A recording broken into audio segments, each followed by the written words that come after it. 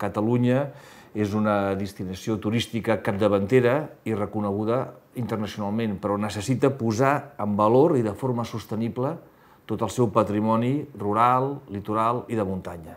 Durant el 2010, l'informe de l'ecoturisme ha estat la base per la creació de la xarxa Ecoturcat i el portal tècnic d'actualitat i de recursos que dona suport a aquesta xarxa. Aquesta xarxa és una iniciativa que va adreçada a dinamitzar i a consolidar el sector de l'ecoturisme al nostre país.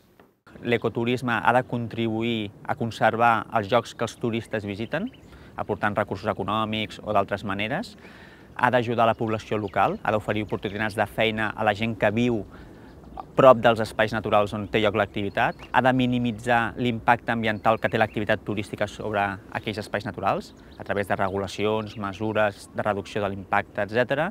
I, per últim, ha de conscienciar, ha d'educar els turistes sobre la necessitat de conservar els espais naturals que visiten.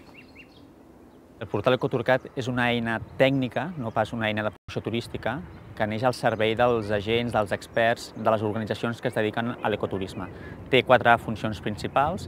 En primer lloc, és un observatori de l'actualitat relacionada amb l'ecoturisme, amb notícies, articles de reflexió, etc. En segon lloc, és un centre de recursos, amb mapes, bases de dades, una biblioteca amb molts documents, bones pràctiques, etc. En tercer lloc, és un conjunt d'eines per al treball en xarxa, aprofitant les noves tecnologies. I per últim, és un portal per divulgar què és l'ecoturisme, quines activitats inclou, etc.